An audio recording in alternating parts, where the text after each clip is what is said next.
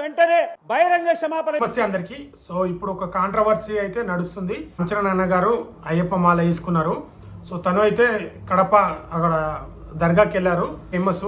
So ఇంతకుముందు మన AR Rahman గారు వెళ్ళినప్పుడు సో రామ్ చరణ్ గారు వస్తారు నెక్స్ట్ అని చెప్పారంట. సో మరి రామ్ చరణ్ అన్న వెళ్ళాడు.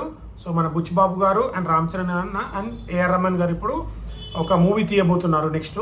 సో రామ్ చరణ్ అన్న వస్తారంటే వెళ్ళడం జరిగింది. సో మామూలుగా దర్గాకి కానీ మసీద్ కానీ మన హిందువుల్స్ కానీ ఎవరైనా వెళ్తారు. సో నార్మల్ టైంలో వెళ్తే సో నో ప్రాబ్లం, అది ఎవరైనా వెళ్తారు. పరమతాన్ని కూడా గౌరవించాలి కాబట్టి ఇష్టం ఉన్న వాళ్ళు వెళ్తారు, వెళ్ళని వాళ్ళు వెళ్ళరు. బట్ మెయిన్ థింగ్ కాంట్రవర్సీ ఎక్కడ వచ్చిందంటే ఇప్పుడు మన రామ్ చరణ్ అన్న వచ్చేసి అయ్యప్ప మాల వేసుకున్నారు. సో అయ్యప్ప మాల వేసుకుని వెళ్ళకూడదని మన ఇక్కడ కొంతమంది కానీ ఖండిస్తా ఉన్నాం. రామ్ చరణ్ వెంటనే బహిరంగ క్షమాపణ చెప్పాలి. వాళ్ళందరూ మాట్లాడుతున్నారు.